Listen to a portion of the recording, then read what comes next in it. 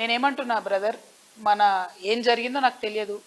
చట్టానికి ఎవరు కూడా అతీతులు కాదనడానికి మాత్రం మనము ఆలోచన చేసుకోవాలి. సేమ్ థింగ్ నిన్న కేసీఆర్ గారిని ఫోన్ ట్యాపింగ్ పిలిచిన తర్వాత కూడా మళ్ళా వర్కింగ్ ప్రెసిడెంట్ కేటీఆర్ గారు మాట్లాడుతూ అనేకమైన అంశాలు చెప్పారు. విచారణకు పిలవడం నేరము ఘోరము అన్నట్టుగా మాట్లాడినారు. నేనేమంటున్నా, ప్రజా జీవితంలో ఉన్నప్పుడు అనేకమైన అంశాలు ఉంటే వాటి కాన్సిక్వెన్సెస్ ఫేస్ చేయాల్సి వస్తుంది. సో ట్రాన్స్పరెంట్గా విచారణ కొనసాగడానికి అందరం కూడా సహకరించి ఈ అంశాన్ని ఎంత తొందరగా క్లోజ్ చేస్తే అంత మంచిది. Thank you.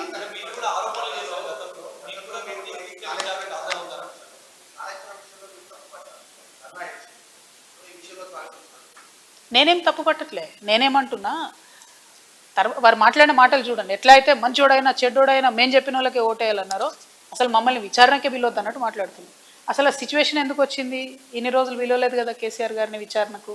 ఇప్పుడు ఆ సిచ్యువేషన్ వచ్చింది కదా. ఆ సిచ్యువేషన్ ఎందుకు వచ్చిందో ఇప్పటికన్నా అంతర్గతంగా వాళ్ళు పరిశీలన చేసుకోవాలి. ఒకటి.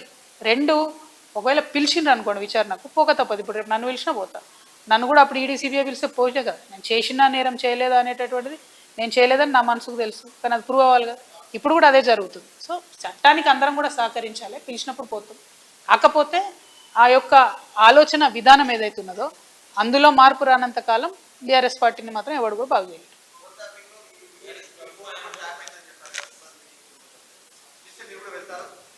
తప్పకుండా చట్టానికి సహకరిస్తాం కదా. చట్టానికి సహకరించకుండా ఎందుకుంటాం? వెళ్తాం.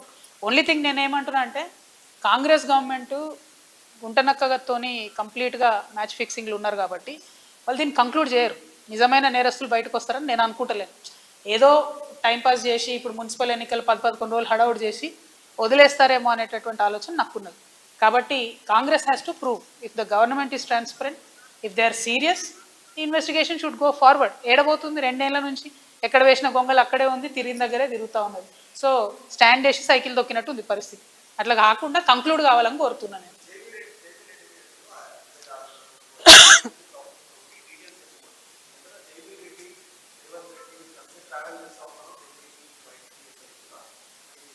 అంటే జైవీర్ రెడ్డి గారు రేవంత్ రెడ్డి గారు ఎంత క్లోజ్ అన్నది నాకు తెలియదు, నాకు అనవసరం కూడా. పాయింట్ ఏంటంటే, వారు బాధ్యత కలిగినటువంటి ఎమ్మెల్యేగా ఉన్నారు కాబట్టి వారి కంపెనీ నుండి 5,600 crores ఇన్వెస్ట్మెంట్ ప్లెడ్జ్ చేసిండ్రు ఇలా. సో వేరే కంపెనీలాగా ఇది కూడా ఉట్టిగా టైంపాస్ ప్లెడ్జా, సీరియస్ ప్లెడ్జా వారు చెప్పాలి, ప్రభుత్వం చెప్పాలని నేను అడుగుతున్నాను. మిగతా కంపెనీస్ మేము చెప్పినటువంటి ఇప్పుడు చూపించినటువంటి కొన్ని అయితే వెబ్సైట్ లేని కంపెనీలు కూడా 5,000 కోట్లని ప్లెడ్జ్ చేసారు. 10 లక్షలు పేడప్ క్యాపిటల్ ఉన్న వాళ్ళు కూడా 3,000 కోట్లు అని చెప్పి ప్లెడ్జ్ చేయడం జరిగింది. సో నేను అందుకని అంటున్నాను, అంటే చెప్తే మీకు బోర్ కొడతాను అన్ని పేర్లు చెప్పలే, ట్వీట్ చేస్తావి మీరు డీటెయిల్స్ చూడొచ్చు.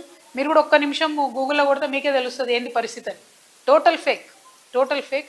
ఏదో 1-2 రియల్ కంపెనీస్ ఉన్నా కూడా అవేంది అని అంటే అక్కడ మార్కెట్కి అసలు వీడికి ఎట్లా వస్తారు, ఆ స్ట్రీమ్లో ఇంతగానం ఎట్లా ఇన్వెస్ట్ చేస్తారంటే సమాధానం లేదు, రోడ్ మ్యాప్ లేదు. సో వీటి మీద స్పష్టత ఇవ్వాల్సిన బాధ్యత ప్రభుత్వానికి ఉన్నది, ప్రశ్నలు అడిగే బాధ్యత ప్రతిపక్షంగా మాకున్నది కాబట్టి మేము అడుగుతాం.